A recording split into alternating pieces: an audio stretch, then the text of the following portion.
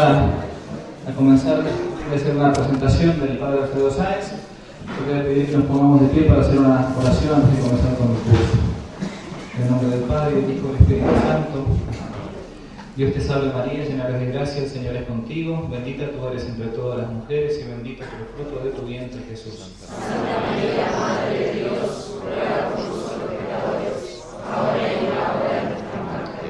Gloria al Padre, y al Hijo y al Espíritu Santo. Como era en el principio, ahora y siempre, por los siglos de los siglos. Amén. Santo Tomás de Aquino. Ruega por nosotros. En el nombre del Padre, y del Hijo y del Espíritu Santo. Bien. Voy a presentar al Padre Alfredo Sáenz, de modo, sobre todo aquellos que no lo conocen. Muchos de ustedes ya lo han visto, lo han escuchado en algunas conferencias, en las tantas conferencias que ha venido a dar aquí a la ciudad de San Rafael. El Padre Alfredo Sáenz hace poco tiempo ha cumplido ni más ni menos que 50 años de sacerdocio, todo un ejemplo tanto para los sacerdotes como para los que tienen la vocación matrimonial en la perseverancia, me refiero. Y esta vez lo queríamos invitar para que diera un ciclo de conferencias sobre historia de la Iglesia. El Padre Alfredo Sáenz, para los que no lo conocen, es sacerdote jesuita, pertenece a la Compañía de Jesús, fundada por San Ignacio, uno de los personajes históricos de los cuales nos va a hablar el día jueves, y se ha dedicado toda su vida a la educación y a evangelizar justamente la cultura. Ha estado mucho tiempo en el seminario de Paraná, ese seminario, gran seminario del cual San Rafael ha recibido muchísimo a partir de los sacerdotes diocesanos, de la congregación, y en los últimos años, en los últimos 20 años aproximadamente, desde hace 20 años vive en Buenos Aires, en una residencia para sacerdotes jesuitas en Capital Federal, y se ha dedicado a escribir, a dar conferencias y aprovechar también todo el acervo cultural que posee del último medio siglo inclusive. Como títulos de los libros que he escrito, unos cito de memoria, simplemente Cristo y las figuras bíblicas. Él se ha doctorado en teología patrística, los primeros padres de la Iglesia. Hoy nos va a hablar sobre uno, San Atanasio. La caballería, el cardenal Pi, un gran cardenal francés del siglo XIX, el ciclo de conferencias que después se publicó como La cristiandad y su cosmovisión, una obra maestra para entender lo que fue realmente la Edad Media y la cultura cristiana en general. Y por último, lo que nos ha dejado hasta ahora, lo último que he escrito, es el ciclo de la nave y las tempestades. La Iglesia es como una nave que a veces atraviesa a lo largo de la historia varias tempestades, varias crisis. Yo le he pedido que en el caso de estos 4 días que va a dar aquí en San Rafael, intentase hacer un resumen de esa obra monumental, como casi una historia de la Iglesia ha hecho a partir de las crisis, y va a tocar 4 temas con 4 personajes. Hoy voy a comenzar con la herejía del arrianismo, una herejía muy muy difícil que sufrió la Iglesia en el siglo IV después de Cristo, y como una de las figuras que va a tocar justamente hoy, San Atanasio, un gran obispo, va a contrarrestar ese fenómeno. El día de mañana, Dios mediante, va a tratar acerca de la invasión de los bárbaros a Europa y cómo la Iglesia, por medio de la caballería y un gran santo que fue San Bernardo, cristianizó ese movimiento incluso pagano. En el tercer día, que va a ser el día miércoles, nos va a hablar acerca de lo que fue la cristiandad, de lo que debe ser también la cristiandad, en este caso llamada en la Edad Media, y el santo que llevó adelante, por así decirlo, en aquella época, el espíritu del gobernante de la cristiandad, que fue San Luis, rey de Francia. Y por último, el jueves, si Dios quiere, nos va a hablar de lo que fue la reforma y la contrarreforma católica, y la figura preponderante en ese tiempo, una de las grandes figuras, que fue San Ignacio de Loyola, el fundador de la orden religiosa a la cual pertenece el Padre Alfredo Sáenz. Por último, quería agradecer, al comenzar el curso de modo público, el Padre Sáenz tiene 82 años. No es fácil para él dejar Buenos Aires, venir. Él perfectamente podría estarse dedicando a leer tranquilo, a escribir, ¿no? Y no a venir a repetir cosas que ya él 1000 veces ha dicho. Para muchos de nosotros es la primera vez que la escuchamos, pero él ha repetido muchas veces estas charlas. Así que por todo esto yo también le pido a ustedes un fuerte aplauso para el Padre Sáenz.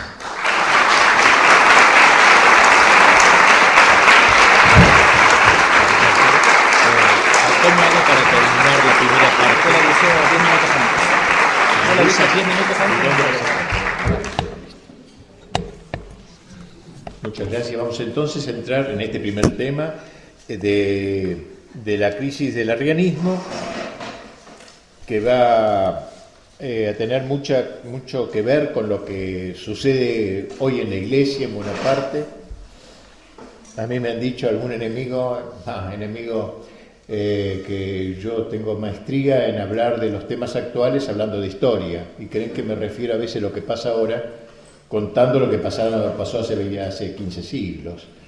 No es mi intención, no es que lo haga a propósito, sino que la historia se repite, la historia es magistra vitae, por tanto es muy natural que hay personajes permanentes, siempre hay Pilatos a lo largo de la historia, hay Herodes, hay Nicodemos que van de noche a verlo a Jesús, hay Judas, todos los personajes se reiteran, sobre todo lo de la pasión, de los personajes que acompañaron a Cristo en ese momento.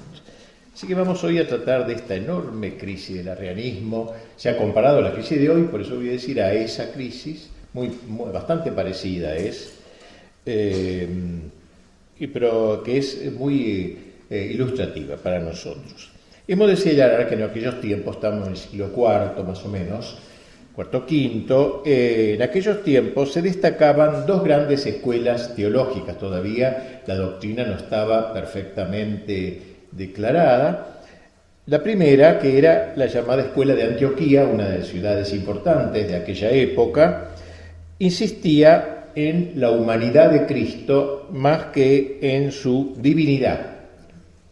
La segunda, la Escuela de Alejandría, que era una gran capital del pensamiento griego, que había sucedido casi más importante que Atenas, que insistía, en cambio, la de Alejandría exaltaba la divinidad de Cristo más que su humanidad. Ambas escuelas hubieran podido permanecer aceptables si solo se hubieran limitado a esa enfatización, unas de lo divino de Cristo y otro de lo humano de Cristo, pero sin negar, ¿no? O sea, afirmar que era hombre, sin negar que fuera Dios, afirmar que era Dios, sin negar que fuera hombre.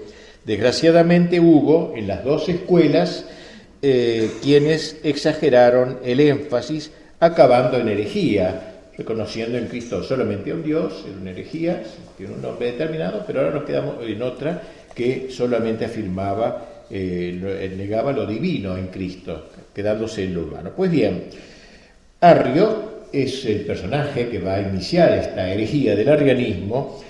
Procedía de la escuela de Antioquía, fue uno de sus principales representantes. Este personaje nació en Libia el año 256, norte de África, y se educó teológicamente en la escuela de Antioquía, considerándose discípulo del fundador de dicha escuela, que había que había creado entre sus alumnos lazos de verdadera amistad, había formado una verdadera escuela teológica. De allí Arrio, se llamaba Arrio, pasó a Alejandría, que era por aquel entonces una de las ciudades más importantes de la cultura, como dije, y más cultas del imperio romano, donde el obispo Alejandro, se llamaba el obispo así Alejandro, lo ordenó de sacerdote, encargándole la atención pastoral de una parroquia de esa ciudad. Y a partir del año 318 empezó a predicar, mucho hablaba muy bien. Bueno, antes de seguir les advierto que esto yo está publicado en el libro de La nave y las tempestades, para que no se pongan nerviosos sacando notas, yo hablo un poco rápido, después lo pueden leer serenamente, más largamente incluso, en el libro, en el primer tomo de esa colección, donde hablo entre otras cosas, del arrianismo y de esto. Y de ahí tomo, le digo para que no se cansen sacando notas, después lo encontrarán mejor. Decía entonces que lo tenemos ahora predicando allí en Alejandría como párroco y enseñando una doctrina peculiar sobre el verbo divino y su relación con el Padre, no con el verbo encarnado que ustedes conocen, sino con el origen del verbo encarnado, que es Cristo, ¿no? Y cuando el obispo se enteró de que estaba diciendo estas cosas raras un poco, no consideró al principio que se tratase de algo preocupante, es enfatizar en Cristo no tanto lo divino, no pareció un énfasis nomás. Sin embargo, lo invitó a un diálogo con un grupo de teólogos para a ver si no se salía del margen de la doctrina ortodoxa. Y allí Arrio expuso delante de obispos, delante del obispo y de esos amigos, expuso que en su opinión, y ahora cito algo de él, el Hijo de Dios había sido creado del no ser, que había hablado, que había habido un tiempo en que no existía, que en su voluntad tenían cabida tanto el mal como la virtud, y que era una criatura, algo hecho, alguien creado, algo creado. Los teólogos allí presentes, claro, se opusieron frontalmente a esta opinión tan desembosada, afirmando que el Hijo no había sido creado, sino que era eterno como el Padre, que era verdadero Dios, y era de su misma sustancia, era de la misma sustancia que Dios Padre. Pues bien, para salvaguardar los privilegios del Padre, único no engendrado, único sin principio, único eterno, Arrio afirmaba que él era el comienzo de todos los seres, Dios Padre, del comienzo de todos los seres, incluido de su propio Hijo, que no es eterno, no es coeterno con el Padre, ni increado como él, porque del Padre ha recibido la vida y el ser. Es cierto que fue engendrado antes de todos los tiempos, sigue diciendo Arrio en esta teoría que tiene, pero no por ello es menos creado. Y trae a colación un texto de la Escritura al cual volvería una y otra vez, tomado del libro de los Proverbios, donde dice: el Señor me creó, primicia de la creación, primicia de su camino antes que sus obras más antiguas. El versículo arriano por excelencia, lo que ellos tomaban de la Escritura para fundar su error. No es en consecuencia Dios, es una criatura divina. Es divino, no es Dios. Y por ende es inferior al Padre, si bien de ningún modo comparable con el resto de los seres creados. Está por encima de todos los seres creados, pero Él es creado. Según el cardenal Newman, que ha escrito muy buenos libros sobre historia de la Iglesia, en su excelente tomo sobre nuestro tema, al que llamó Los Arrianos del siglo IV, tuvieron especial influjo en la aparición de la nueva herejía algunos sectores del judaísmo, o mejor del llamado judeocristianismo, con su visión temporalista del Mesías. Siempre los judíos, ¿se acuerdan de la época de que Cristo vivía físicamente entre nosotros? Que en todo caso muchos se acercaban a él para hacerlo un rey temporal, no más, en última un político. Razón por la cual luego no restarían su apoyo a las proposiciones arrianas, no pocos judíos. Bien, resumiendo la doctrina arriana. En primer lugar, el Verbo comenzó a existir, de otra manera no habría en Dios monarquía, sino diarquía. O sea, él insiste que Dios es uno, monarquía, no diarquía. Si fuera el Verbo Dios, también habría diarquía, habría dos dioses, no puede ser. Hay un solo Dios. Eso es su primer acerto. Segundo, el Verbo no es engendrado de la sustancia del Padre, ha sido sacado de la nada por la voluntad del Padre, en orden a que le sirviera de instrumento para crear el mundo, como un demiurgo, un creador del mundo, una criatura excelente, pero criatura. Tercero, por tanto, el Verbo no es de la misma naturaleza que el Padre, es diverso de la divina esencia. Cuarto, habiendo sido creado, su voluntad es capaz tanto del mal como del bien, porque tiene libertad para el mal. No es inmutable, no es impecable. No obstante, estos principios que rebajaban al Verbo al nivel de las criaturas, ponderaba Arrio, según hacen los herejes de todos los tiempos, las excelencias de Cristo como para cubrirse, podríamos decir, de las obvias críticas que su afirmación suscitaría. No es Dios, es un hombre, decía, pero qué hombre, un gran hombre, eso sí. Era un hombre eximio, su dignidad es la más alta después de Dios. Como primogénito de las criaturas está por encima de todo lo creado. En el curso de su vida llegó a un grado de virtud tal que mereció el título de Dios. Era tan divino que algunos lo llamaban Dios, de divino que era, pero nunca no era Dios. Bueno, cuando el obispo Alejandro, que era un gran hombre, era un hombre muy bueno, inteligente y muy bueno, un pastor, conoció bien lo que se escondía tras esta doctrina, entendió que trastornaba por completo el dogma católico, renovando aquella opinión gnóstica, o sea, de otros grupos heréticos, del demiurgo, o sea, de alguien inferior a Dios, un intermediario entre Dios y la creación, él también creado, ¿no? Sublime, que ya existía esa idea. Por lo demás, tanto el Evangelio como el mismo cristianismo quedaban destruidos, pues si el Verbo no era Dios, Cristo no hubiera podido redimir al mundo, dijeron ahí los teólogos y su obispo Alejandro. Si el Verbo no es el Hijo de Dios, ¿cómo al encarnarse hubiera podido realizar la redención de la humanidad? Si todo el cristianismo se puede resumir en aquella frase que nos ha dejado el gran Atanasio, del que hablaremos pronto, ¿quién sería el gran adversario del arrianismo? Esta frase espléndida, me gusta siempre repetirla porque es un resumen, quinta esencia del cristianismo. Dios se hizo hombre para que el hombre se hiciera Dios por la gracia. Como un hombre, por eximio que fuese, hubiera podido elevar a los hombres a la participación de la vida divina. Toda la piedad del pueblo alejandrino se amamantaba en esa doctrina, en aquella tradicional doctrina mística del descenso de Dios y del ascenso del hombre, inspirada en San Juan y en otro padre más antiguo, San Ignacio de Antioquía también. El error de Arrio no solo era gravísimo, sino que, para colmo, resultaba atrayente. El mismo Arrio era cautivante, era simpatiquísimo, era comprador realmente. Inteligencia, su capacidad para convencer, atraían a la gente, sobre todo en los círculos intelectuales. Quedaba bien, digamos, seguirlo, era una cosa distinguida.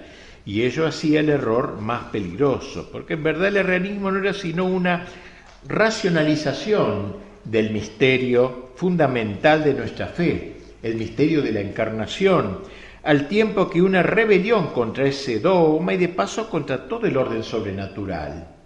Era muy grave, no liquidaba todo el orden sobre la doctrina de la Iglesia. Se mostró clara desde el principio. Cristo fue sin duda un hombre como nosotros, semejante en todo, menos en el pecado, tal cual lo reconocieron sus mismos contemporáneos, pero también era Dios, no meramente un hombre divinizado, era plenamente Dios y plenamente hombre. Como ello resulta incomprensible la razón, fácilmente se tiende a racionalizarlo.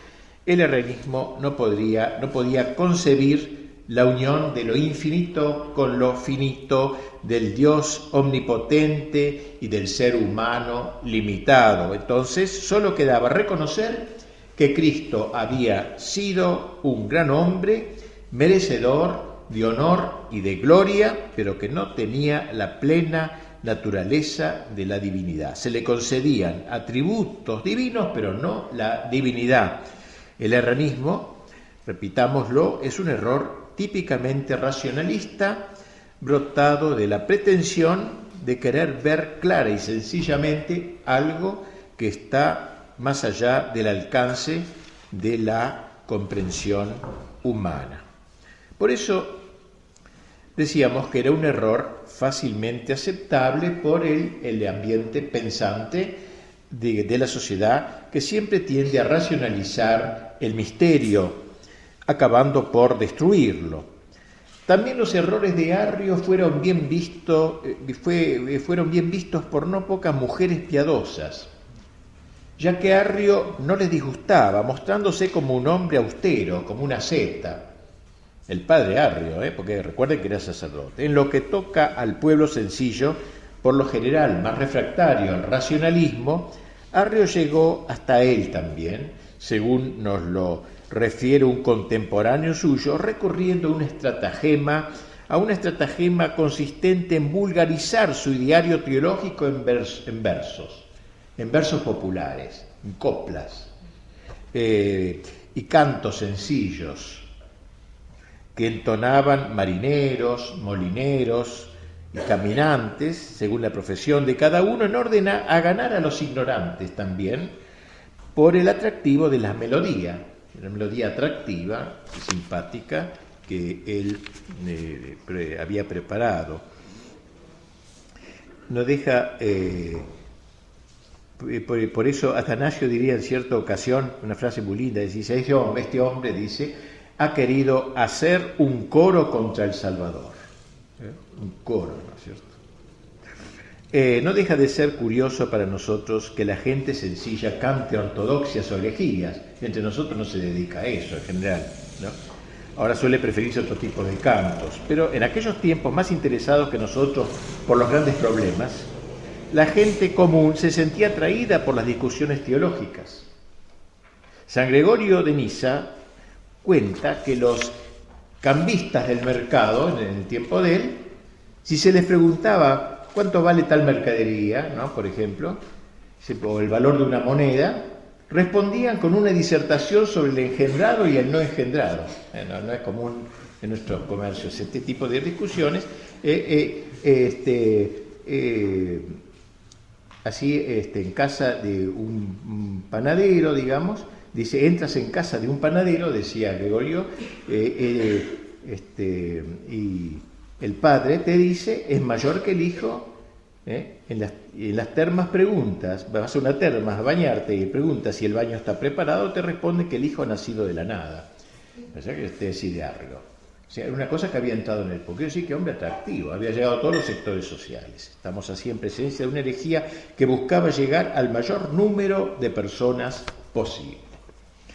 Hemos dicho que Alejandría tenía un obispo grande, Alejandro, que trató primero de atraer a Arrio por las buenas, y al ver que éste se obstinaba, lo depuso de su cargo de párroco y lo excomulgó, juntamente con todos sus partidarios, entre los cuales se contaban varios diáconos de Alejandría, así como 2 obispos de Egipto, donde queda Alejandría, en la zona de Egipto. Si Alejandro creyó que con estas medidas se acababa el arrianismo, se diluía el arrianismo, convirtiéndose en una secta más, se equivocaba de medio a medio. Arrio no estaba dispuesto a reconocer su exclusión de la Iglesia. Arrio quería permanecer en la Iglesia y hacer triunfar su idea desde las entrañas mismas de la Iglesia. Cosa que Pío X dirá muchísimos siglos después, hablando del modernismo, una herejía en la entraña de la Iglesia, decía, que no se pone en la vereda de enfrente, desde adentro la va a destruir. Arrio no estaba dispuesto a reconocer su exclusión de la Iglesia. Quería permanecer en ella y hacer triunfar su idea. Y siguió pues ejerciendo su ministerio, mientras buscaba apoyo en obispos de Siria y Asia Menor, algunos de los cuales habían sido condiscípulos suyos, como un hombre muy influyente llamado Eusebio, pariente lejano nada menos que del emperador de Roma y obispo de la capital del imperio de Constantinopla, así que miren qué ayuda encontró, que era por aquel entonces la ciudad de Nicomedia, cerquita de Estambul, de la actual Estambul. Cuando Alejandro se enteró de estos contactos, ya con miembros del episcopado, se resolvió a proceder con más energía, convocando un sínodo de obispos egipcios al que asistieron unos 100 obispos. Toda la zona norte de África era la más cristiana del mundo en aquel tiempo, todavía no apareció en Mahoma con las invasiones, así que había 600 obispos en el norte de África. Entonces él hace organizar un sínodo de obispos egipcios al que asistieron unos 100, donde se resolvió que Arrio y sus adeptos quedasen excluidos de la Iglesia por causa de su herejía que ataca a Cristo, así se dijo, que ataca a Cristo. Alejandro se dirigió luego a todos los obispos de la Iglesia en un documento donde se les comunicaba las decisiones tomadas por el sínodo, y tras una breve exposición de las tesis arrianas se procedía a su refutación. Desde entonces, todo el oriente entró en erupción. De Nicomedia, que era como la capital casi del imperio del este, cerquita, como dije, de Estambul, de Nicomedia y de Alejandría partían cartas con expresiones contradictorias destinadas a que los obispos estuviesen informados y tomasen posición, por uno o por otro. Alejandro escribió no menos de 70 cartas. Nicomedia, donde se había alojado el sacerdote alejandrino para protegerse con el obispo de allí, se convirtió en el foco de la propaganda arriana. Su obispo Eusebio, hábil y ambicioso diplomático, dirigía la operación. En carta circular a todos los obispos les pedía que readmitiesen en la iglesia a los expulsados de su comunión, porque decía no eran herejes, eran ortodoxos, era la verdadera doctrina. Especialmente presionaba sobre Alejandro para que se aflojase, para que obrase de la misma manera, pero este se mantuvo en su posición y pasó a la contraofensiva, asegurando también él en carta a los obispos que Arrio y los suyos eran agitadores que, despreciando la tradición apostólica, a ejemplo de los judíos, llevaban adelante la lucha contra Cristo y negaban su divinidad. Claramente, de manera más detallada, informó de todo al Papa Silvestre, que estaba en Roma. En un espectáculo semejante, tanto los paganos como los judíos se mostraban felices al contemplar la división de los católicos, de los cristianos, al notar eso. Arrio, por fin, pudo volver a Alejandría sin temor a su prelado ahora. Mientras tanto, el emperador era Constantino. Era Constantino, por otro lado, el que dio la libertad a la iglesia, pero un hombre de ninguna formación, no estaba ni siquiera todavía bautizado, pero claro, era el emperador. Dueño ahora también del oriente, porque estaba dividido en dos partes, pero ahora estaba unido, ahora en este momento, se dirigió a Nicomedia, la capital de la Roma Oriental, donde se enteró por el obispo Eusebio de las controversias que agitaban Egipto. Él no entiende nada de esto, creado o no creado, el pobre era de buena voluntad, se había acercado al cristianismo, pero era un lío en su imperio, digamos. Lo que más él anhelaba era la unión de todos sus súbditos en una misma religión.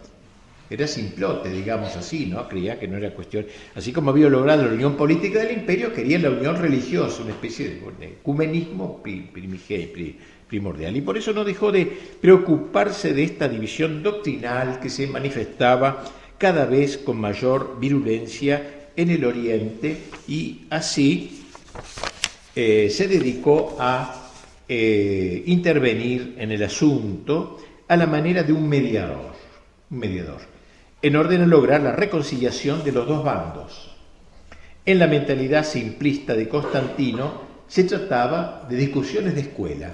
Un grupo piensa una cosa, pero todos son buenos católicos, son cristianos. Discusión de escuela, por lo que creyó fácil una pacificación. Aflojen un poquito cada uno, etc. Lo primero que hizo fue mandar una carta a Alejandro, el patriarca de Alejandría, exhortándolo a que hiciese todo lo posible para superar estas divisiones. Luego envió a Ocio, obispo español de Córdoba de España y consejero suyo en los asuntos religiosos, hombre de entera confianza, con varias cartas para Alejandro y para Arrio, encareciéndoles la necesidad perentoria de ponerse prontamente de acuerdo. En una de esas misivas, común a Alejandro y Arrio, se mostraba igualmente severo para con ambos por haber hecho esta polémica, haber iniciado esta polémica en el imperio. Entonces, se notaba la superficialidad de este hombre de entender la verdadera esencia de la Iglesia y más aún del significado de la figura de Cristo, así como su desconocimiento de la verdadera situación, en la idea de que ella podía remediarse con un mero llamado a la reconciliación de los dos contendientes. El arrianismo no era para él sino una vana disputa de palabras. Y la paz del imperio valía más que una de esas sutilezas. No se daba cuenta que detrás de las palabras lo que estaba en juego era simplemente la supervivencia misma del cristianismo. Al llegar el obispo Ocio, que no era mal hombre, ya veremos después, Al llegar, a Alejandría y entablar las primeras conversaciones, entendió rápidamente que el camino previsto por el emperador para la solución del litigio, que incluía la reconciliación de Arrio con su obispo y la suspensión de toda polémica pública sobre el punto en cuestión, era totalmente inviable. No se podía. De hecho, no bien llegó Ocio, Arrio abandonó Alejandría. Alejandro, por su parte, le pudo demostrar fácilmente al consejero religioso del emperador que el asunto era de índole teológica y debía ser dilucidado en el campo de la doctrina, no de la política. Ocio debió volver a Nicomedia para informar a Constantino, al emperador, del fracaso de su misión. Conversando sobre ello, pronto llegaron ambos a la conclusión de que solo había una manera de restablecer la paz de la Iglesia y era convocar a la totalidad del episcopado a un gran concilio que, tras serias deliberaciones, pronunciara con un fallo obligatorio en la materia disputada, un concilio doctrinal, ¿no? Muy probable que fuese el emperador quien tuvo la iniciativa de dicha solución, se le ocurrió eso. Dirigióse entonces Constantino a todos los obispos del imperio, convocándolos a un concilio. Este se realizó efectivamente en el año 325 en una pequeña población de Nicea, que se llama de Nicea, no lejos de Nicomedia, pueblito cercano, y fue el primer concilio ecuménico de la Iglesia Católica, concilio de Nicea, un concilio universal, que congregó a más de 300 obispos, en aquel tiempo era mucho, de todo el mundo, si bien en su mayoría eran orientales, o sea, la parte del Imperio del Oriente. Para que asistiese el mayor número posible, Constantino había tomado todos los recaudos conducentes, no solo puso a su disposición las postas imperiales, sino que también se encargó de los gastos del viaje y la estadía en el lugar de reunión. Antes que llegase el emperador y se abrieran las sesiones, Arrio comenzó a exponer en grupos. Arrio era un puro presbítero, un sacerdote común, pero sus ideas, que sonaban como blasfemas, ¿no? Sonaban como una blasfemia para tantos. El partido de los arrianos, que eran unos 22, tenían por jefe a Eusebio de Nicomedia, hablamos de este señor antes, de donde les vino el nombre de eusebianos, también se lo llamaron. Los obispos católicos entendieron que si querían defender eficazmente la doctrina de la Iglesia, debían refutar los sofismas de los arrianos con un lenguaje preciso y contundente. Los arrianos decían, el Hijo proviene de la nada, a lo que les respondían, no señores, el Hijo procede del Padre. Sin duda que sí, replicaban los eusebianos, puesto que todo viene del Padre. Como se ve, esquivaban el asunto recurriendo a expresiones ambiguas. Tampoco faltó en estos prolegómenos, así como luego en el transcurso del concilio, el triste espectáculo de intrigas y calumnias e incluso de panfletos anónimos. Cuando Constantino se enteró de eso, tras hacerlos conocer a los interesados, los hizo quemar delante de ellos todos esos panfletos, al tiempo que exhortaba a los obispos a mantener la armonía, dedicándose de lleno a la misión que les había llevado a Nicea. La sesión de apertura se realizó en mayo del año 325 con extraordinaria solemnidad. Nunca había habido un concilio. Como la iglesia del pueblo de Nicea era demasiado pequeña para los actos del concilio, el emperador puso el propio palacio de la ciudad a disposición de los obispos durante todo el tiempo que durasen las sesiones. La inauguración fue solemne en la sala Gran Palacio Imperial. Prelados ocuparon sus puestos a ambos lados del recinto, aguardando con expectación la llegada del emperador. Piense que las persecuciones habían durado hasta Constantino, ¿no? Así que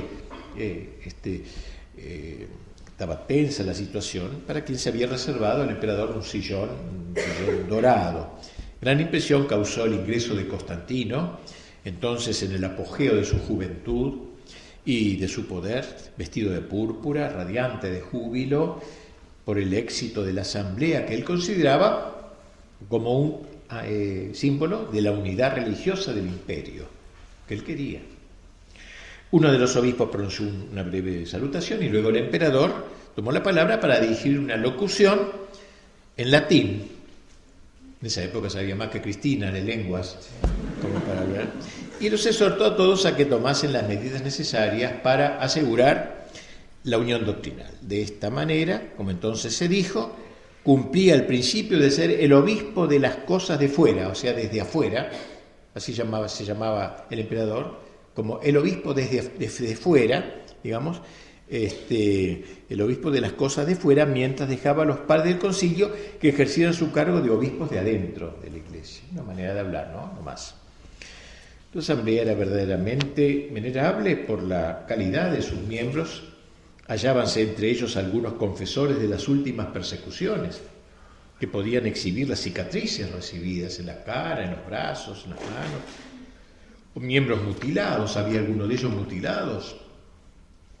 Otros eran célebres en razón de su santidad, su sabiduría, su erudición, como el venerable patriarca de Alejandría, Alejandro, que sería santo, luego declarado santo, San Alejandro, a quien escoltaba un diácono que tenía infatigable, un muchacho joven, infatigable, era diácono, y se llamaba Atanasio, nombre que no olvidemos, Atanasio. Joven, muy joven, digo, pero que sería ya desde entonces el alma del movimiento antiarriano, el alma. Es cierto que, siendo diácono, no podía participar directamente en las sesiones del concilio, pero por su interna actuación y su ser perito de su obispo, el obispo de Alejandría, y de muchos que lo escuchaban, se iba convirtiendo en el blanco del odio de los arrianos. Veían en él el gran polemista, ¿no? De alguna manera. También Arrio estaba presente. Pero Arrio era sacerdote, como he dicho varias veces, presbítero. Tampoco él, como ser obispo, tomó parte de las sesiones. Sin embargo, se lo encontraba con frecuencia en los corredores, orientando a sus partidarios, entre los cuales los dos obispos Eusebios, Nicomedia uno, que lo conocemos ya, y otro en Cesarea. Este último logró granjearse el favor de Constantino, lo que luego sabría explotar con notable habilidad. El occidente latino tuvo escasa representación. Vino algunos obispos de zonas remotas, algunos como de África, o de las Galias, de la Francia actual, Italia o Inglaterra, por las grandes distancias, a pesar de tener el sostén imperial. Bueno, ya desde las primeras sesiones se comenzaron a mostrar las diversas tendencias relativas al punto crucial, la doctrina sobre el verbo. Unos insistían en los puntos básicos de la doctrina católica, la unidad de la esencia divina, la divinidad del Verbo, su distinción del Padre. Otros, en cambio, sin dejar de confesar la divinidad de Cristo, lo hacían con términos que favorecían las opiniones subordinacionistas. Un hijo subordinado al Padre, como si en alguna manera el hijo fuese inferior al Padre. Finalmente, los seguidores directos de Arrio, unos 22 obispos, expresaban claramente su opinión de que el Verbo era una criatura del Padre y distinto de él en su esencia. La inmensa mayoría estaba decidida a proceder enérgicamente contra tales novedades. Eusebio de Cesarea propuso un credo donde se decía, escribir un credo, ¿no? Donde se decía que el Hijo era Dios de Dios, luz de luz, primogénito entre todas las criaturas. Una fórmula ambigua, claramente ambigua, suficientemente ambigua. Arrio dijo que bien, está bien, la vio apta para emplearla en favor de sus opiniones. Pero la mayoría de los padres quiso cerrar el paso a cualquier tipo de anfibología, recurriendo a un vocablo que mejor expresara la doctrina católica sobre el verbo. Fue la célebre palabra homoousion, palabra griega, hablaban en griego, latino en griego, homoousion, quiere decir de la misma sustancia. Homo, misma, usía, sustancia. O sea, el verbo es de la misma sustancia que el Padre, esa es la idea. Homoconsubstancial. Probablemente propuesta esta fórmula, esta palabrita digo, por Ocio, aquel obispo de Córdoba de que hablamos, que había sido enviado al principio como embajador del emperador. con lo que quedaban a salvo tanto la distinción personal del Hijo y del Padre como su identidad de sustancia. Esta fórmula tan lejana de todo equívoco sería en adelante como algo así como el santo y seña, como la bandera de combate en todas las discusiones con los herejes y la piedra de toque de la ortodoxia católica, homoousios. En base a la palabra homoousios se compuso un credo, el símbolo de Nicea, donde se resume la doctrina católica sobre el verbo genitum non factum consubstantialem patri.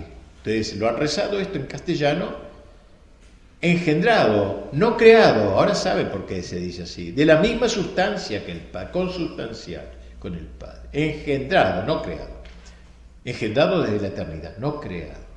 Esto es contrario abiertamente, ¿ven? Ahora saben por qué dicen esa frase cuando rezan ustedes el credo. La cláusula final contenía un claro repudio a la teología arriana, según se proclamó allí mismo de manera taxativa, a aquellos que dicen: hubo un tiempo en que no fue, y antes de ser no era, y fue hecho de la nada, o a los que afirman que el Hijo de Dios es de otra sustancia, o de otra esencia, o que ha sido creado, o está sujeto a cambio o mutación. A esos los anatematiza la Iglesia católica y apostólica. Esta exclusión de la Iglesia afectó en un principio solo a Arrio y a 2 obispos amigos suyos, ya que fuera de ellos todos los demás, aunque en su corazón fuesen arrianos, suscribieron el símbolo. Símbolo significa el credo, ¿no? Se llama símbolo de la fe. No en vano el emperador, que hizo suyo el texto, porque dijo, bueno, se acabó el lío. Él no entendía mucho de estas cosas, pero bueno, ojalá a veces comunicó que quienes lo rechazasen serían desterrados. O sea, al revés, se puso bien a favor de la ortodoxia ahora. A ello sin duda se debe el que la mayoría de los amigos de Arrio, incluido el mismo Eusebio de Nicomedia, lo firmaron sin chistar. Ya llegaría el momento de la revancha.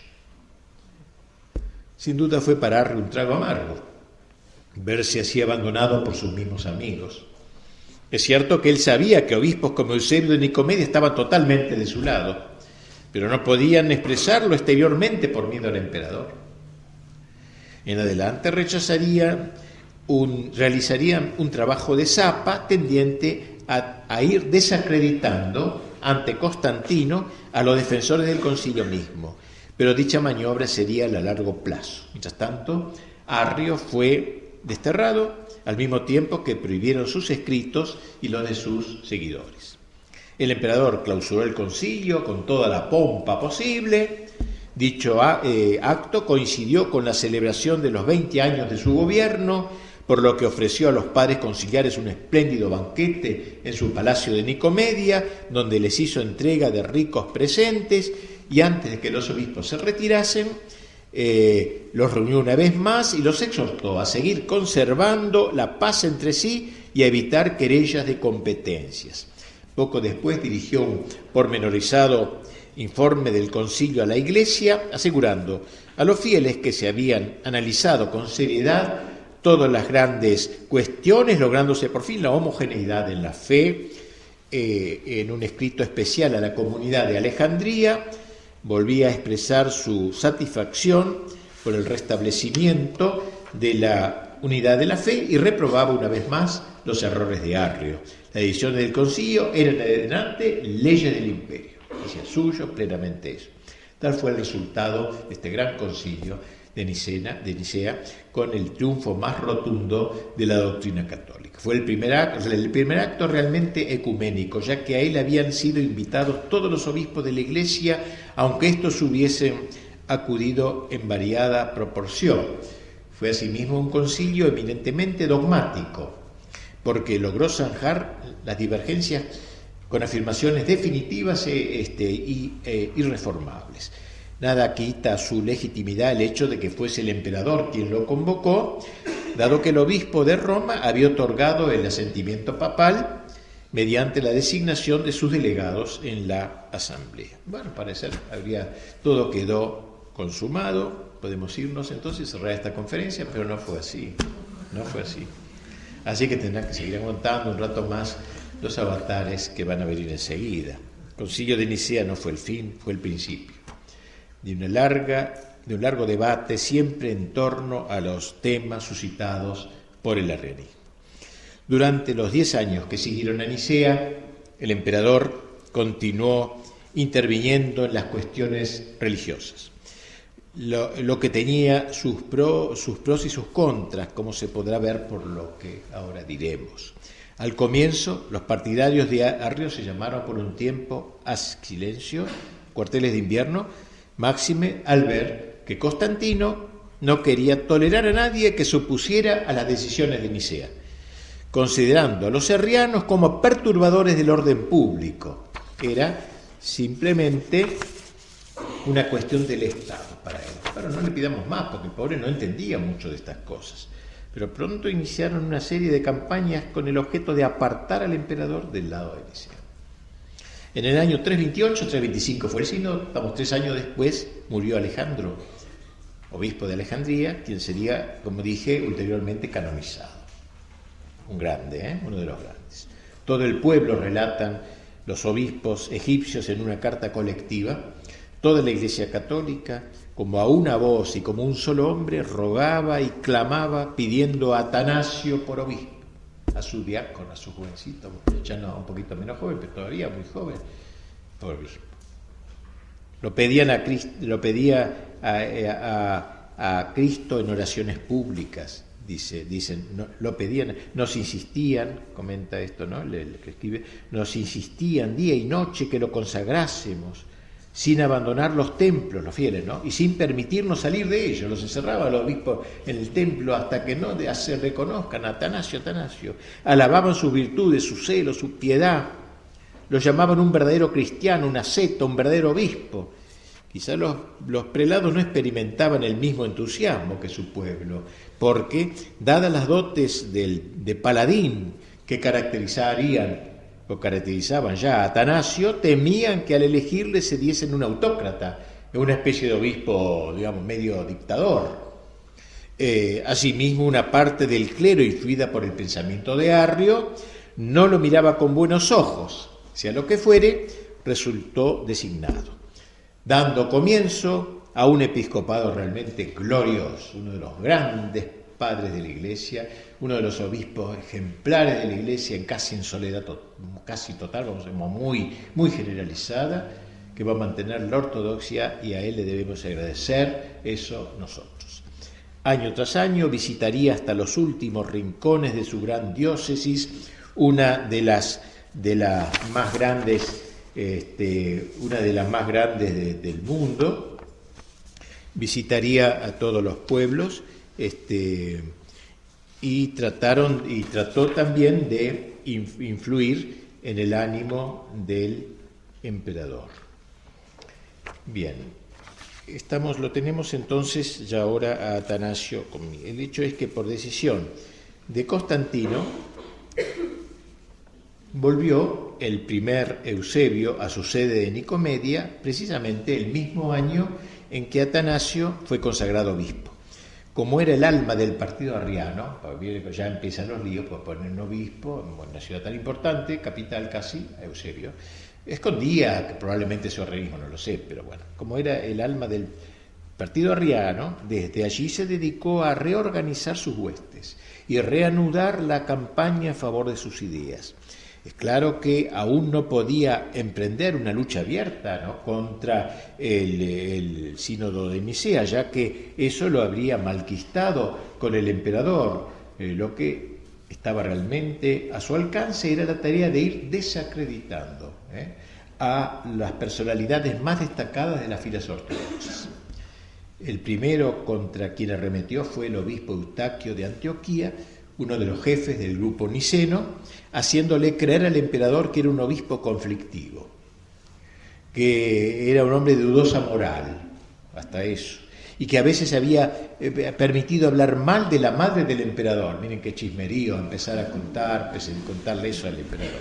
Constantino, muy molesto, sumamente molesto, convocó un sínodo en Antioquía, sede del pastor cuestionado, donde los obispos amigos de Arrio depusieron a Eustaquio, tras lo cual el emperador lo desterró a Tracia, que era el obispo bueno, ¿no? Lo desterró a Tracia y con él fueron expulsados 8 obispos de la misma línea. Así que la cosa se empezaba a poner mal de nuevo.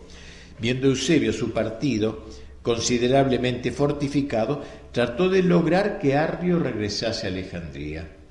Lo primero que hizo fue escribirle a Atanasio para que lo llamase de nuevo. Bueno, iba a pedirle eso, ¿no? Pero le piden a Atanasio que lo reciba de nuevo, a lo que el santo obispo se negó de manera terminada, tenía parezca por acá. Y luego, juntamente con Constancia, logró que el emperador lo considerara a Arrio como si fuera víctima de odios personales. Una víctima de odios personales, le tenían rabia y por eso lo atacaban, solicitándole que le diera una audiencia.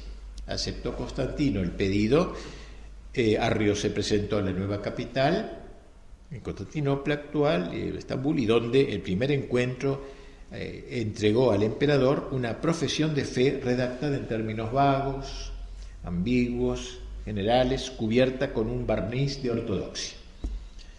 Sin embargo, en el asunto capital de la controversia, o sea, la consustancialidad del hijo con el padre, rogaba al emperador que llevase a cabo lo que él más anhelaba, el establecimiento de la unión. Sabía que ese era el punto débil del emperador, dejando de lado las cuestiones ociosas, a fin de que todos pudiesen juntamente dirigir a Dios las oraciones de la Iglesia por la prosperidad de Constantino y de su familia. Satisfecho con estas explicaciones alameras y untuosas, el emperador le devolvió su favor.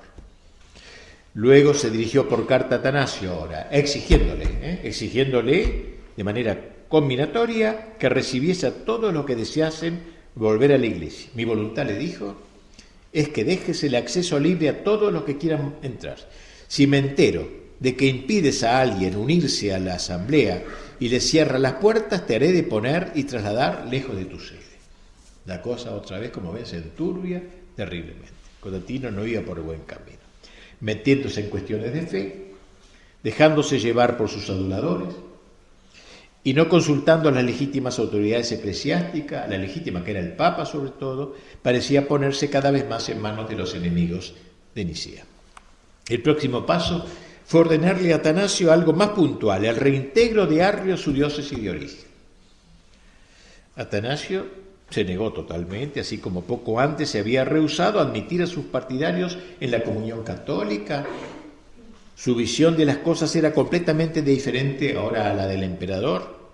Constantino no tenía sino un solo deseo, el de la paz a todo trance, de donde su alergia frente a todos los que se mostrasen belicosos, cualquiera fuese el bando que pertenecieran. Arrio había sabido tocarle su punto flaco. Fue vivo, inteligente. La negativa de Atanasio era un acto atrevido, era un acto hasta peligroso, ya que el emperador tenía poder de vida y muerte y la rebelión era considerada como el delito más nefando.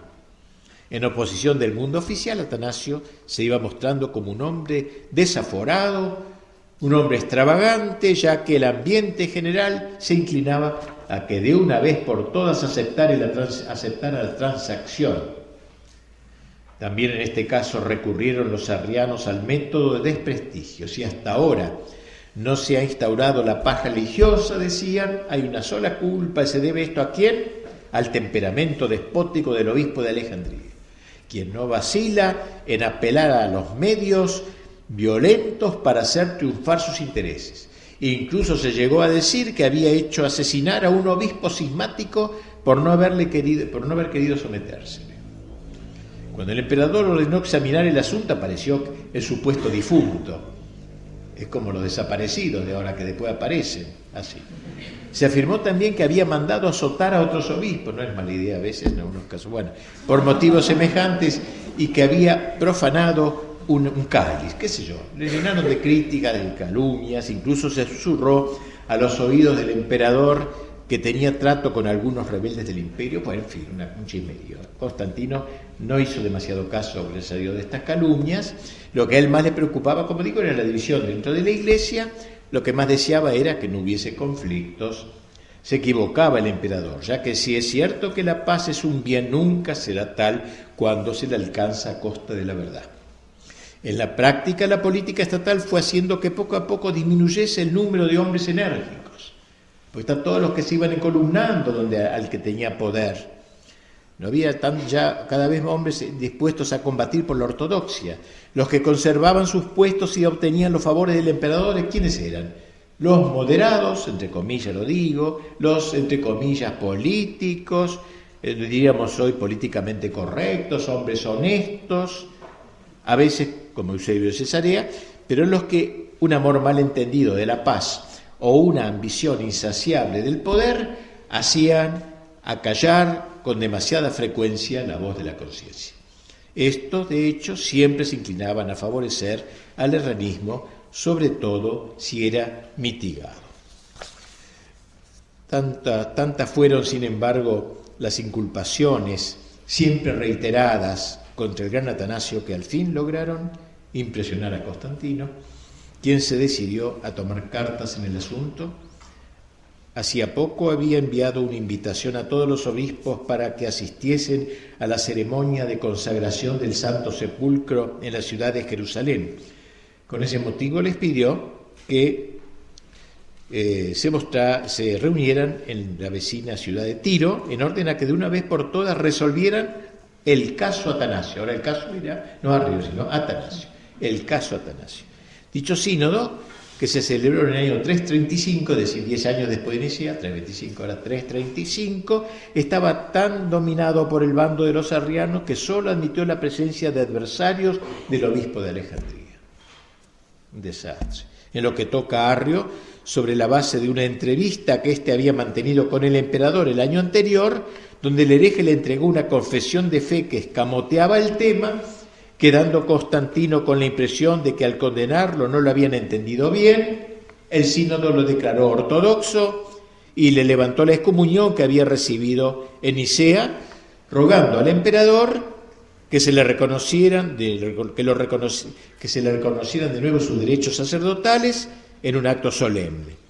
En lo que se refiere a Atanasio, como lo que buscaban era arrancar al emperador un decreto de destierro, dejaron de momento otras acusaciones y lanzaron una nueva calumnia que pudiese impresionar a Constantino de manera decisiva. En aquellos momentos el imperio estaba atravesando por una grave crisis de abastecimiento.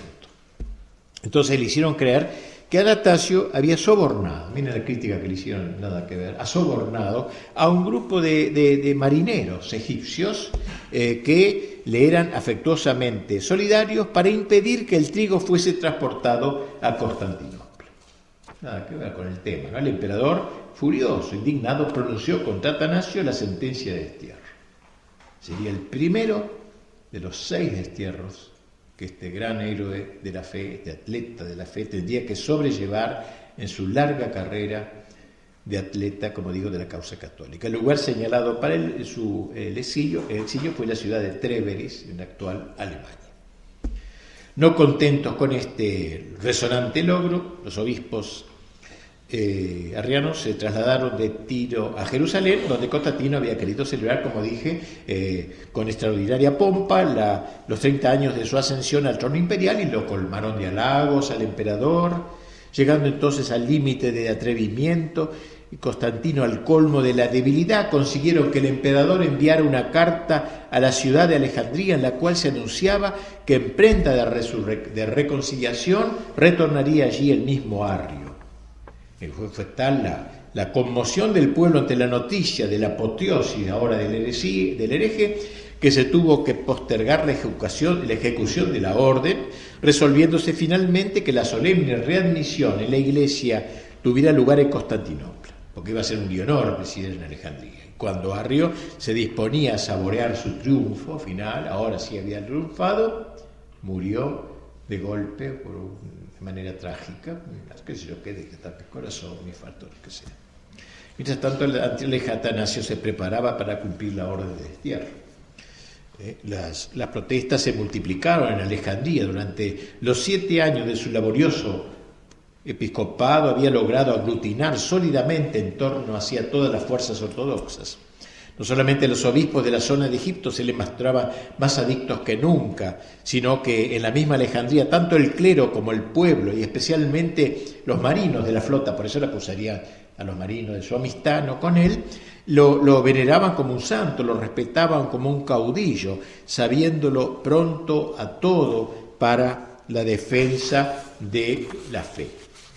Llegó el día y Atanasio se embarcó para Constantinopla. De allí se dirigió a Tréveris, lugar señalado para su destierro, su exilio, desde donde seguiría en estrecho contacto con sus fieles. No era sonso él, seguía mandándole cartitas puntualmente, con motivo de la Pascua, qué sé yo. Él le mandaba una carta, en sus misivas a los sacerdotes les recomendaba a ellos y por su intermedio a todos los fieles el no temer a sus enemigos, conservar la libertad, la parresía, como decían los griegos, la libertad filial, digamos así, que había mostrado el apóstol Pablo cuando declaraba que nada podía separarlo de la caridad de Cristo. Sin ambajes identificaba su causa con la de la ortodoxia y de la Iglesia. No era cosa personal, era la Iglesia. Si había sufrido no era sino por la verdadera fe. Una y otra vez le decía a sus diocesanos que se guardasen de hacer causa común con sus perseguidores, fuesen cismáticos o arrianos. Como se ve también aquí se cumplió aquello que decía San Pablo, de que su destierro había contribuido a la propagación del Evangelio, ya que la presencia de Atanasio en Occidente fue altamente positiva. No se encerró en un cuarto, fue un apóstol también en Alemania. Los últimos años del reinado de Constantino nos lo muestran siempre favorable, pobre, a las tendencias arrianas.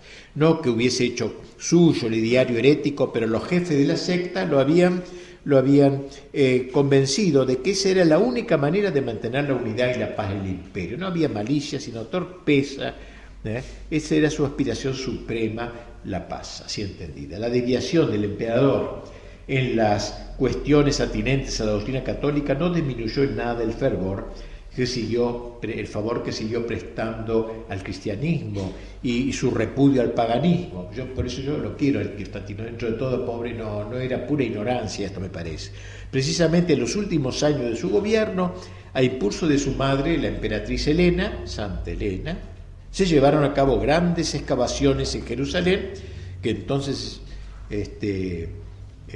donde había vivido Cristo, y después de ímprobos trabajos se encontraron, como saben ustedes, creo, bajo el templo que los romanos habían levantado en honor a Venus, el sepulcro de Cristo y el sitio de la crucifixión, en cuya cercanía se halló la Santa Cruz. Entonces ordenó Constantino la erección de una magnífica basílica, la del Santo Sepulcro, que hoy todavía se conserva. No menos emocionantes y fructuosos fueron los trabajos emprendidos en Belén, también bajo la inspiración de Santa Helena, donde se hizo construir un templo que todavía se conserva sobre el lugar de la Navidad, la Basílica del Nacimiento. No contento con esto, Constantino ordenó erigir una tercera basílica en el Huerto de los Olivos, no creo que no existe hoy, y con ello se puso el fundamento de la veneración de los santos lugares, iniciándose así el oleaje de las grandes peregrinaciones a los parajes santificados por la presencia de Cristo y de su Madre. A fines del 335 dividió Constantinopla la administración del vasto imperio, Constantino, la administración del vasto imperio romano entre sus 3 hijos y 2 sobrinos, como antaño lo había hecho Diocleciano. El año 337 todavía celebró la Pascua con gran solemnidad en Constantinopla, pero sus fuerzas se caían ya, entonces se retiró a una villa imperial en las cercanías de Nicomedia, y allí, notando que se acercaba la muerte, hizo llamar al obispo más próximo, que no era sino ya tan conocido Eusebio de Nicomedia, de cuyas manos recibió el bautismo. Nunca hasta ahora no se había bautizado, en su lecho de agonía. Poco después expiró. Como digo, yo por lo menos no le tengo ninguna inquina a este hombre, creo que pobre obró de buena voluntad y además trajo la paz a la Iglesia, no hay nada que hacer. El juicio que debemos formar de Constantino, por eso creo que es favorable. Políticamente fue un gran estadista que supo consolidar el imperio, darle una prosperidad comparable con los mejores tiempos, y en lo que toca a su actuación en el campo religioso, si prescindimos de los últimos años de su vida, fue el hombre providencial que puso término a las luchas seculares del imperio contra la Iglesia, favoreciéndola como creyó que debía hacerlo con espíritu magnánimo. Que Dios lo tenga en su gloria. Y hoy los sectores progresistas de la Iglesia aborrecen a Constantino, lo cual es un elogio. Bien, el herrerismo prosperaba mientras tanto, obviamente, por estos errores finales, acrecentándose día a día el número de sus adeptos. Antiguas familias romanas, todavía paganas, veían en dicha herejía una especie de revancha contra el triunfo de la Iglesia.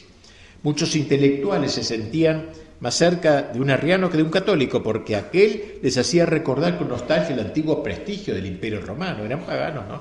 Asimismo, el arrianismo tenía algo del encanto de la moda, constituyendo un polo de atracción para los figurones, los que querían estar al día. Otro aliado de esa herejía fue el ejército, que si bien no contaba con numerosos efectivos, en la práctica era un elemento que vertebraba el Imperio Romano. Por aquel entonces se alistaban en sus filas muchos galos, españoles, etcétera, es decir, guerreros pertenecientes a los grupos llamados bárbaros, de que hablaremos mañana, creo. Por lo demás, la mayoría de la gente prefería seguir la tendencia de la corte, plegándose abiertamente a la nueva religión oficial, diríamos. Por lo demás, cada vez serían más las sedes ocupadas por los obispos arrianos, como Constantinopla, Heraclea, Éfeso, Ancira, ambas Cesareas, Antioquía, la Odisea, Alejandría. El hecho es que esta poderosa secta, organizada como iglesia, con sus dioses y sus obispos propios, se desarrolló poderosamente en el siglo IV, pasando a ser un poder real y extendiéndose ampliamente en todos los estamentos de la comunidad eclesial hasta constituir casi su mayoría.